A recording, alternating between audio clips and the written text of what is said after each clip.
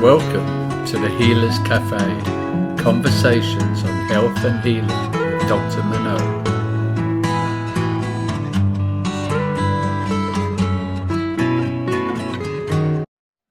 So welcome to the Healers Cafe, and today I'm interviewing Cathleen Elle, and she is #1 international best-selling author of Shattered Together and Women Who Rise. She's a transformational speaker, certified success coach, and healer and co-host of Beyond Your Best Plan podcast. Kathleen shares powerful healing techniques for those who have experienced unexpected loss or hidden trauma to reconnect with their joy and move beyond limiting beliefs.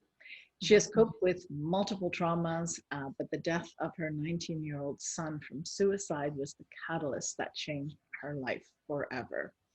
And today she assists in changing the trajectory of other lives by providing the tools that aid them on moving through the emotions accompanied by these challenging experiences.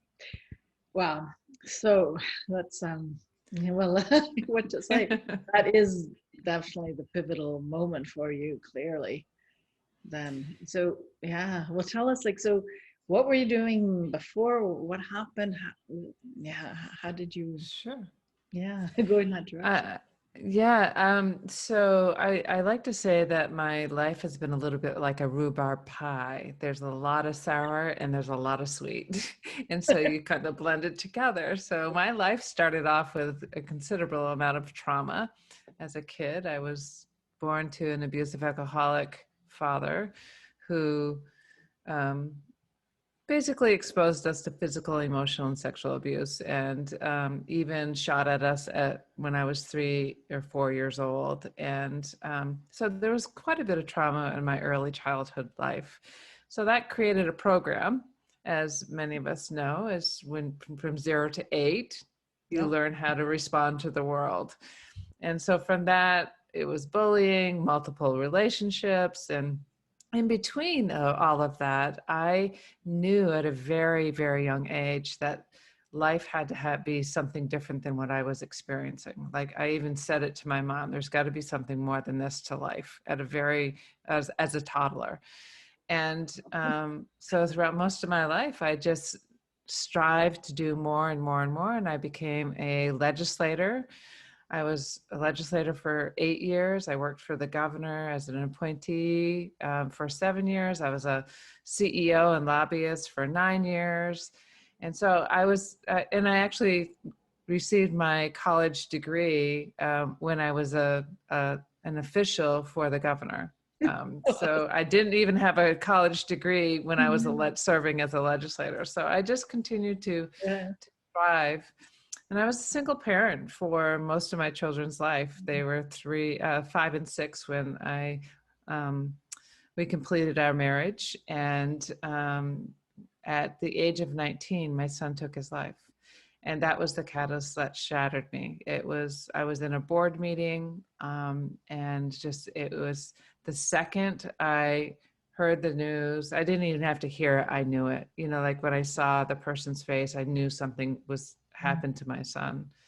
And that's when my life really changed. The A life was no longer, and the B life had to begin with this experience. So I could have chosen to die and live my death here on earth, or I could choose to honor my son and myself and do the best I could to help others. So that's what I chose.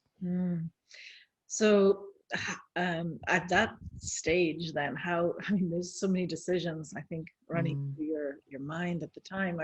The path is clear, but how did you be that person that sees life positively, in the sense of like honoring your son, honoring yourself? Where did that come from? Well, it came from me lying on his grave, wishing and begging and pleading, please, whoever, whatever took my son, please take me too. I was also very much feeling like I didn't want to live on this earth any longer either.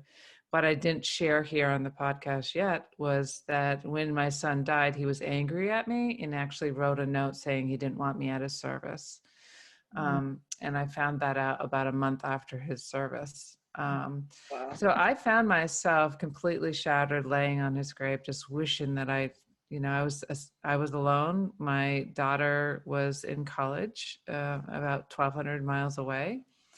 And I just wanted to die. And as I'm laying there screaming, begging, just wishing, like nothing was clear, it felt like the world was on my back. I couldn't breathe because my heart felt like it was just getting tighter and tighter and tighter. And it just became still, and I'd stopped crying, and like a calmness came over my body, and I heard these clear words as, if this happened in your life, then you're meant to do something with it, so do it. And that was my message. I had received messages that Logan's my son, was there with me throughout most of the time that prior to that. But that message was very clear. So I had the voice, I had the context as a former business owner and, being politically involved. I had the media outlets. I knew the media outlets would pick up the story, but I had to be willing to stand up and share the story. So I started to speak out. So that was the beginning of my healing journey. Was then. Yeah, and I mean, maybe this was your case or not, but often we reframe our stories. Like we have one story with certain emotions and a certain understanding, and then another story comes to replace how we saw things. And with media attention, it's like your story is out there, whichever one was heard. And how is that for you? Because I'm sure that this is not like a quickly all together kind of situation. I couldn't imagine what you must have gone through. No, that's just a really, really good point, because not many people catch that. It was a back and forth. Every time I spoke out in the media, it took me sometimes days, sometimes weeks to get back up and do it again. There were times when I spoke up, I was in so much pain because I was just created so much shame, I believed I was shameful because I couldn't save my son. As a successful businesswoman and single mom, and all the things that we label ourselves with, I just created so much shame. It's like, I should have saved my son. I should have known differently. And so that shame never really went away, because most people didn't know there was a note for like 8 years after his transition. And so I was hiding behind that shame, so that every step I took forward to help someone else and save another person's life, I fell backwards. And then I'd step forward and then fall backwards, and then step forward and fall backwards. So I finally decided to invest in a cognitive thought therapist, which really helped me continue to move gradually over a 5 or 6 year period forward. And eventually I invested in post-traumatic stress therapy, because the stories that we create are not just the stories we create with the events that we remember, like the immediate events. It's the story I created around, I'm just going to use the one story around my dad shooting at us. When he was shooting at us, the post-traumatic stress therapy was not to deal with Logan's suicide, because I was working through that. In the cognitive thought therapy, it was to deal with all the other traumas that I had hidden behind and pushed aside, and continued to read self-help books and think that I was doing better than repeat the same patterns over and over and over again. It was really to deal with that, because the story I'd framed around the shooting is that my mom put me behind the toilet when she and my sister got in the bathtub. And at that moment, at 3 or 4 years old, it was like, what about me? I'm unlovable to be in the bathtub. The reality of it, there wasn't enough room in the bathtub.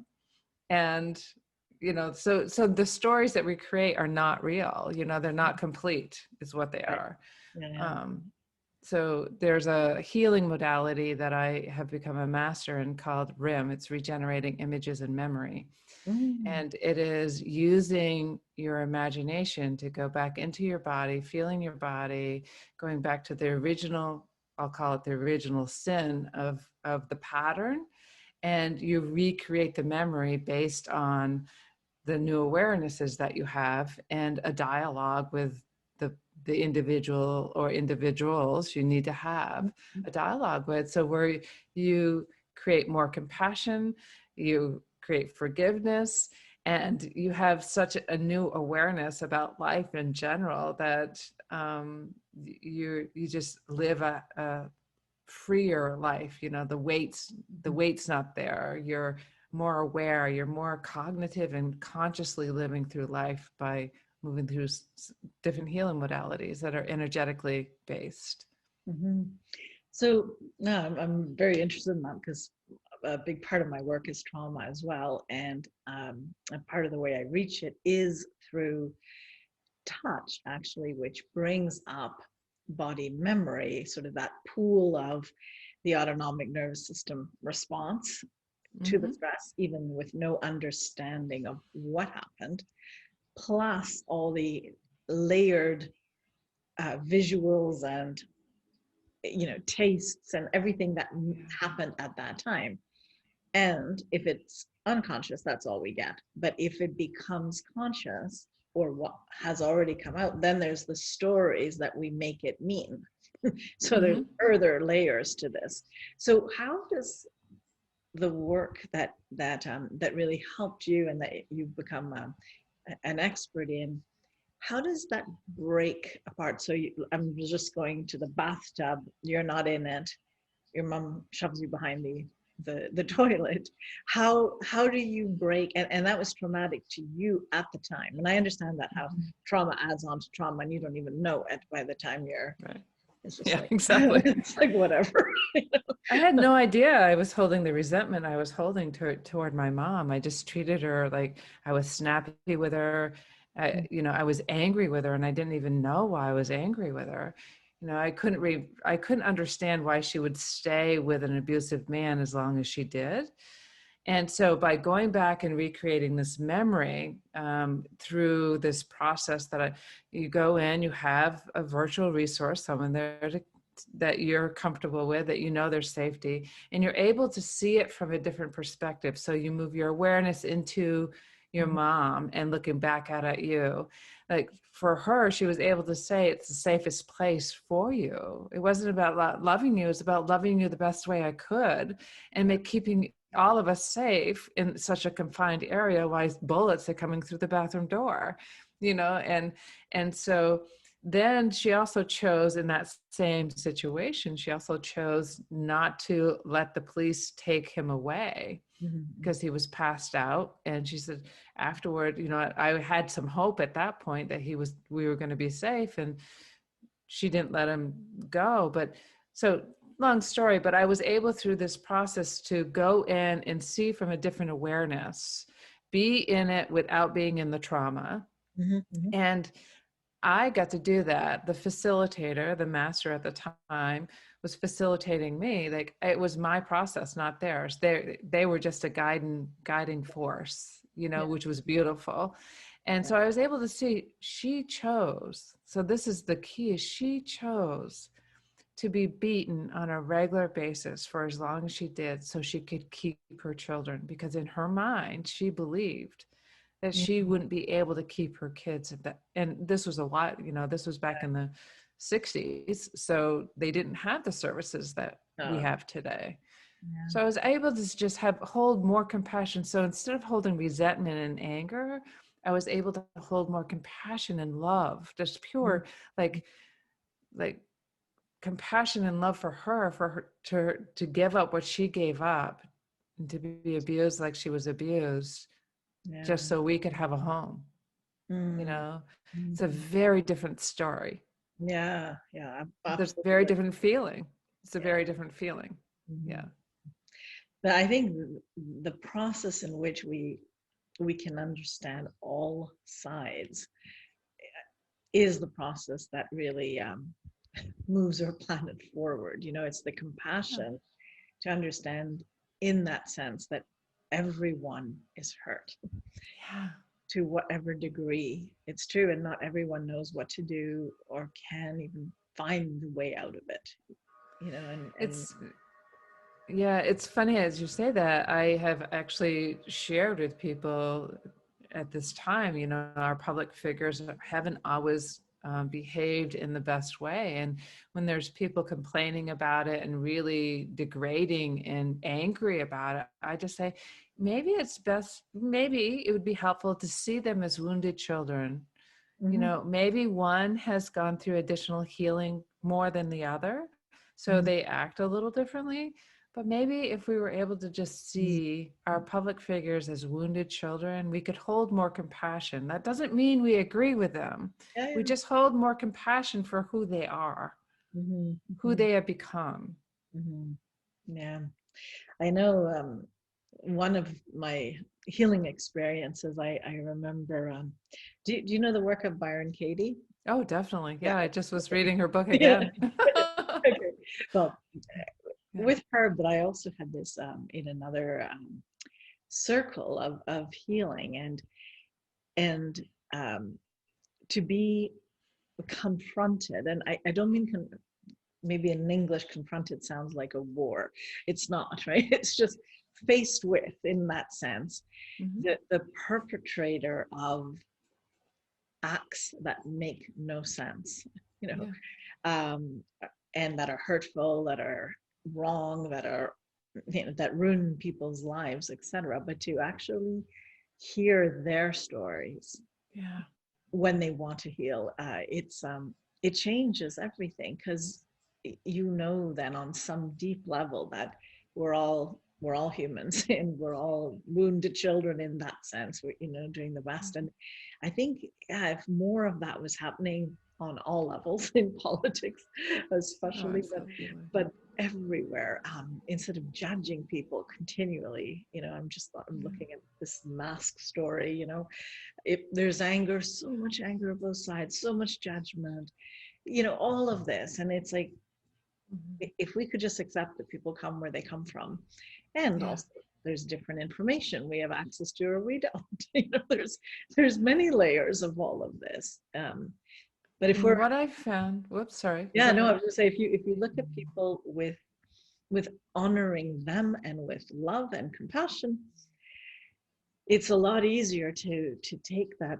Yeah, we're not going to all see eye to eye because we haven't even been presented the same realities. So It's so true.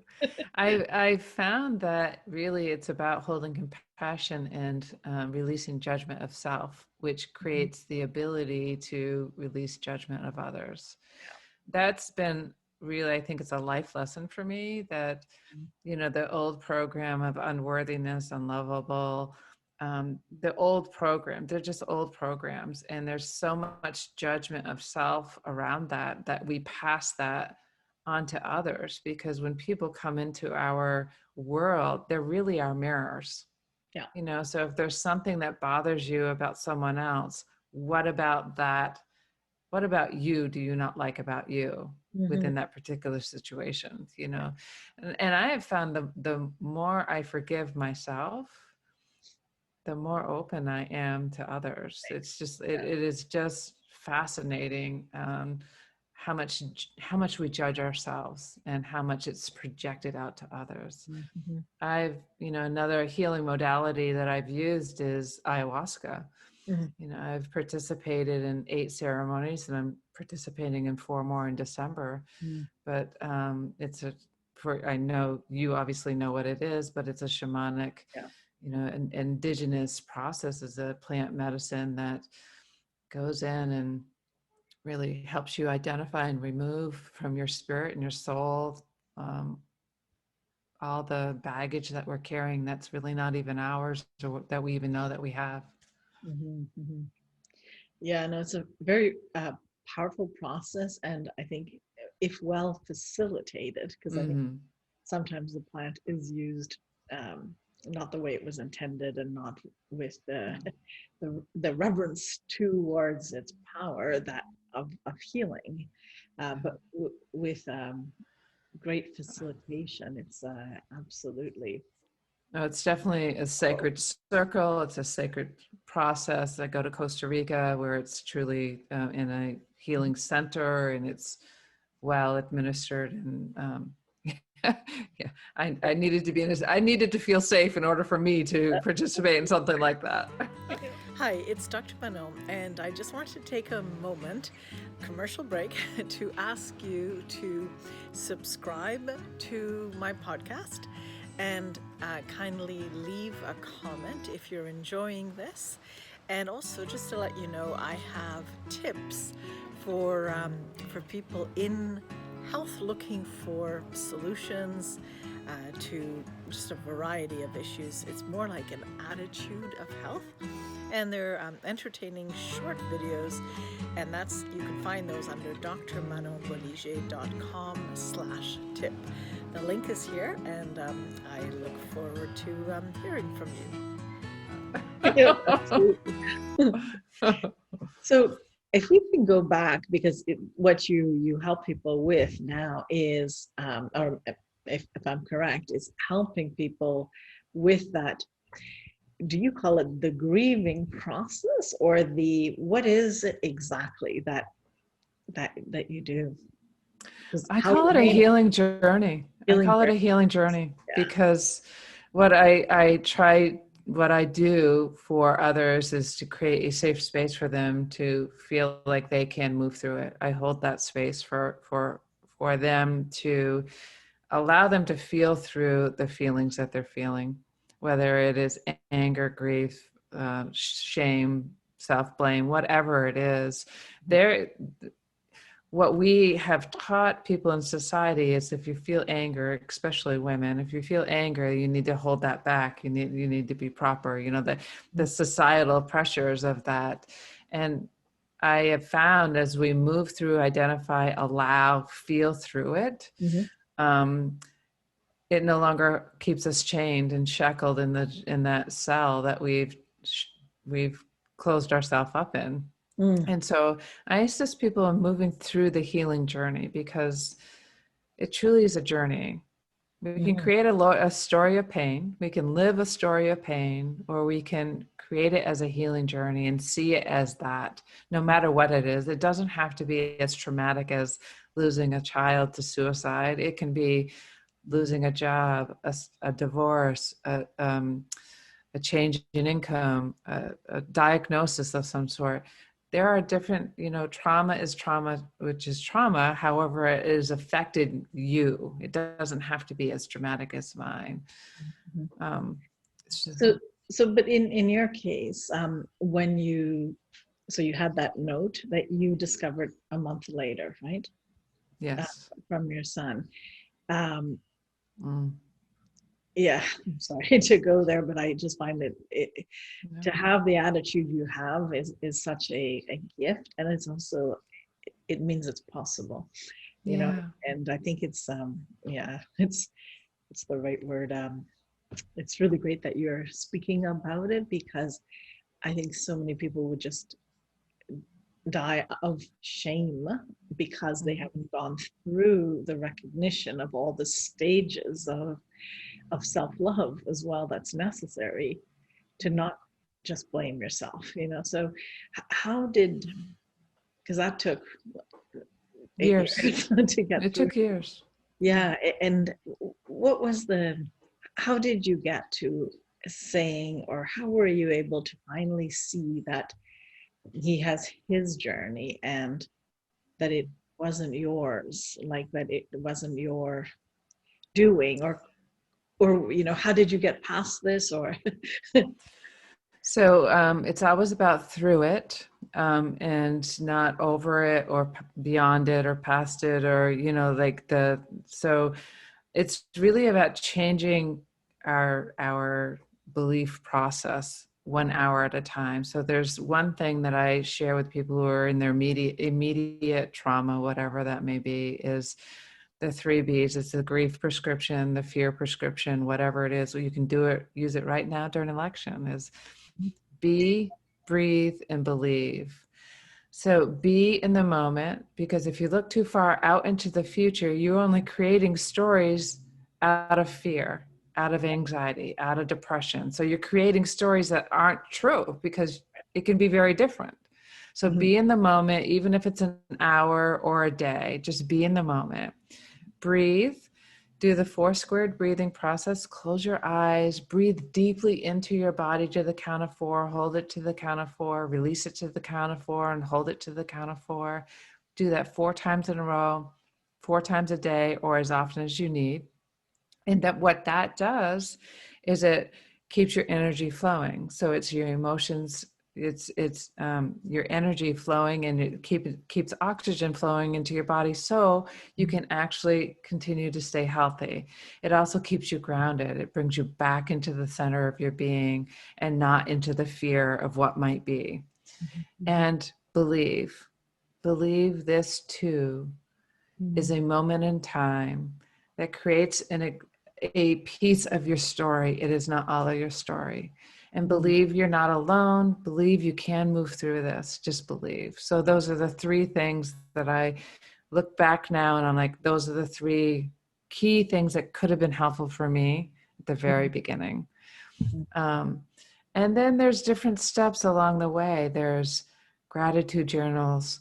There's what I call it, the purging journal. I've got a purging journal that I'm coming out with. It's just where you have a notebook and a pad of paper. It doesn't matter what it is. Just go buy a pad of paper and a pen and write out whatever you don't want to tell anybody else. Just write it out. Don't look at it. Don't worry about how your sentences are or how your spelling is. Swear in it, blame people, do whatever you need to do. Just write it out of your body. And when you're done, take it out of the notepad, rip it up, put it in a bowl that you can burn in, take it to safe space, outside preferably, and burn it and just say, I release you to the universe with love. I just release you to the universe with love.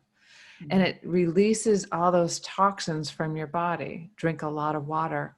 Like it seems so simple. And yet when you're in the middle of grief, you don't eat well, you drink a lot of coffee, you don't take care of yourself. And the most important things that are critical for you to sustain moving through your process is to drink a lot of water, to eat vegetables, to eat healthy things. And if you don't eat often, it's okay. Just keep drinking water. And what do you must have encountered people who breathing, okay, that's a habit, you can get into that.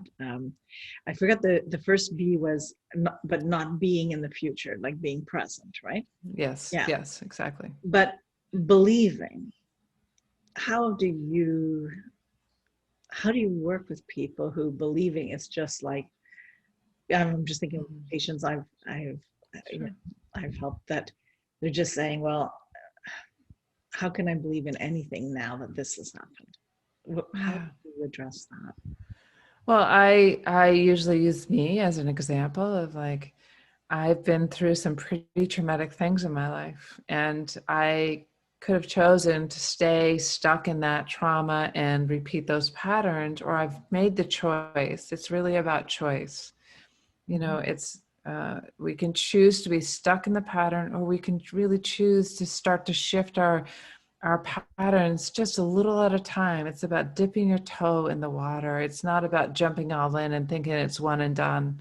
It's really being willing to move through the work. It is not easy work, but it's a lot easier than it is to be stuck in that pain. Like I can remember that pain. I can go back just like that if I want to, if I'm talking about it, just as we talked about the note. And when I found out about it, I could feel the moment I felt it. I can relive that. And I choose not to relive that. So it's about reframing your brain. So that's what I should say. It's like, do you want to feel the way you're feeling right now? Or would you rather feel lighter, more connected? Would you rather feel? Because honestly, I don't know that I really felt what love felt like. Like I didn't know what love really was, except for my love for my children, clearly. but I didn't know what love felt like until I actually moved through the layers. It's about protecting ourselves. So Right. the way we respond to the world is how we protect ourselves. And usually that's by closing ourselves off, which continues to re-victimize ourselves.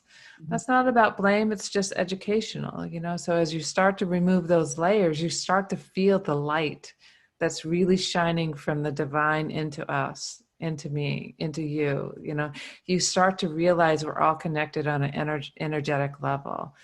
And I know with all my heart and soul that while Logan's body is no longer here, his physical body, his energy, his gregariousness, his playfulness is still here. Like he is all around me. And so it's just believing. And I say just, but there is it's believe. Yeah. Look at me and look at other people who have been through similar things as you and see how they're doing it, because honestly, I'm no different than anyone else. Yeah. And yeah, and not another thing, I think it's just that it's hard not to look at that, because I have also seen, parents who have lost their children, and I find that the hardest of the griefs that I can imagine, personally, but that it's a trigger point for me, so it's definitely a big thing. But knowing what you know now, are you able to see, not with who you were then, but what you know now, things that were signs or things that might have helped or could help other people that people don't realize? Yeah, what I share with people now, today I look back and say I have a very global perspective today. I very spiritual perspective of like, I even believe that we sign contracts before we come down to serve on this earth. And I believe we all have a purpose and we're here to serve. And as I look back now, that my experience throughout all of my life, all the traumas that I had experienced up until Logan's transition, assisted me to stay on this earth. Because had I not created the strength of what I'd gone through and been able to sustain the traumas that I had sustained, I don't believe I'd have been able to still be living today and make it through Logan's death. So I see the traumas that I've had as gifts. And I certainly don't want those gifts again and wouldn't ask anybody else to go through those gifts. I do see them as gifts of like, they created the strength. Everything that I've gone through to this point today has created the being that I am. And I wouldn't be able to share the way I share with others and be able to relate and connect and hold space for others had I not experienced the depth of trauma that I've experienced. And so I see it from a very different perspective of I saw all I could see when we were in that moment. And I did the best that I could with what I had. Yeah. And so did his dad, so did his grandparents, so did his friends, we did the best we could, and our journeys are our journeys. And I would give my life today being tortured so my son could grow old with his sister. Like I would do that. And that's not an option. So we can go back and we can say, I missed this, I missed that. Oh, if I had only done this, if I had only done that. That is just torturing ourselves. And that is not being of service with the experience that we've experienced. It's a horrible thing. And I would never want anybody to have to go through that and this experience that I've gone through. And yet it is part of my world and it is part of my life. And I had to find something that I could pull out of that to make other people's lives better, in order for me to create meaning around it. And now I look at it as, Logan and I are serving people, because the Right. book Shattered Together, truly the book cover was channeled. I woke up with that book cover, and like it was there. It was clear what the book cover. I woke up with the book name. I woke up with the subtitle. There were things in the book that I just came to me. And so, and as you look at the book cover, this is not about selling the book. It's just about the depth of, if we're open to what is here for us, there's energy, there are messages, it is all there for us. Again, I'm no different than anyone else, other than I've done the work to start to remove the layers. Mm-hmm. But the layers on Shattered Together, the book cover itself, is amazing. Every time I look at it, there's something new that comes out of there. Mm. So, and even in the heart, it looks like a lightning bolt down the center of the heart. That's actually a side profile of my son's face. So there's Is that the deep book meaning. yeah, bring it closer to. So here, that's Logan's Okay. face. Yeah. And over here, there's an angel. And then there's little hearts in here that we didn't even see. There's just so much. And there's like little glitter here too. Like, I'm like, this is just it's amazing. Every time I look at it, there's something new that I find from there. It's just, and there's like a hand underneath the heart, like holding him up, like the divine, they worked. This is the universe's book. It's not mine. Oh, and it's really powerful to hear you also. It's like giving meaning to his life within your life too, because so many times when people are, there's contradictions or conflict, or they shouldn't have, or if they hurt other people, or if they're not your ideal perfect child in that sense, in that moment, you're thinking like, oh my God. But what you've done is unified his journey into a joint journey. Like it's quite beautiful to see that, because there's choices there too, but it really came through you that this was the joint journey. Oh, it absolutely was. Wow. Yeah. Wow. Yeah. He sent messages every chance he could. And, with friends, people would be there. They would be like, oh my gosh, it's crazy. His jersey number was 33. And so whenever I feel like, Logan, can you just give me a sign here? Like, what direction am I heading here?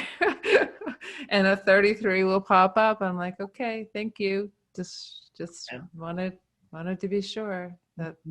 Yeah, it's really. We know anyways. Yeah, we know. What Logan has done for the gift for me, what he's given me and what he's given his sister, is that we know within our bodies what feels right for us, our soul or not.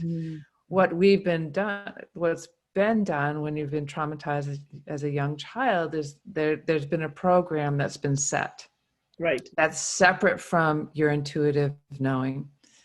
And so we've been taught not to trust that intuitive knowing.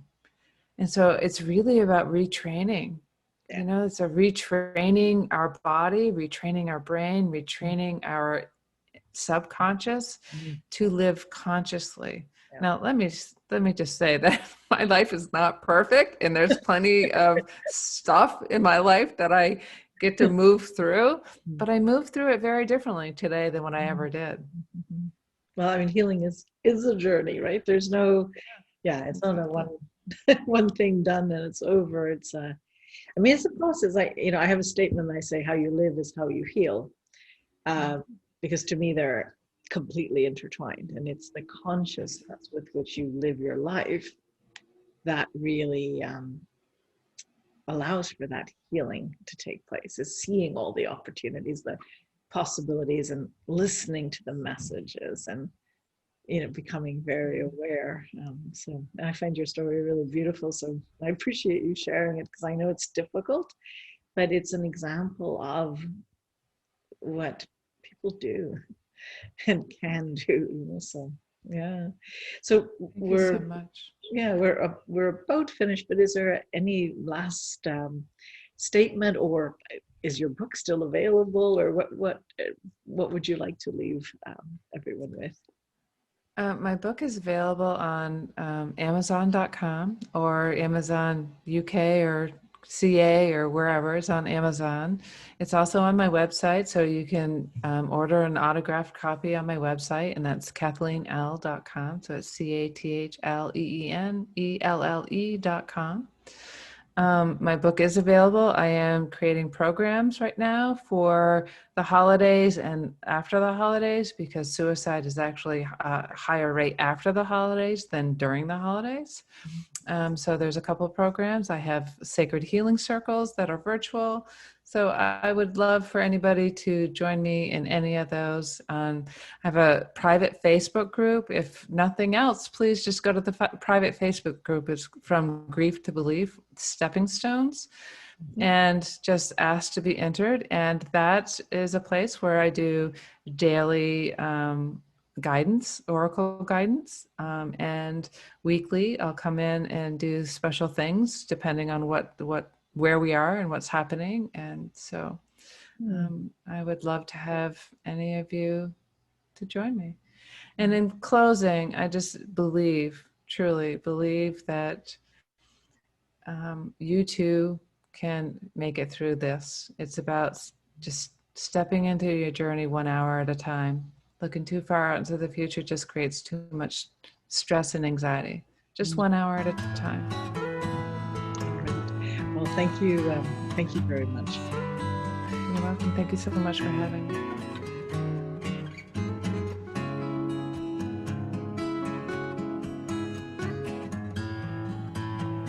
Thank you for joining us at the Healers Cafe with Dr. Manon. For more information, go to drmanonbolliger.com.